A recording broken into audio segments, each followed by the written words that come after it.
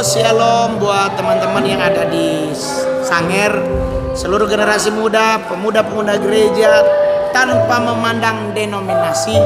Jangan lupa nih besok jam 5 sore ada ibadah Paskah Pemuda Remaja Sangher di Gereja GPDI Victory di Tahuna. Jadi alurnya Donja bilang apa?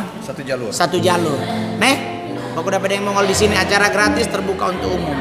Oke coy, Tuhan Yesus memberkati. Selamat Paskah. Indah tiada tandanya, mulia dan berkuasa. Ku kagum hormat akan Engkau. Ku kagum hormat akan Engkau. Kau Allah yang layak dipuji. Ku kagum akan Engkau.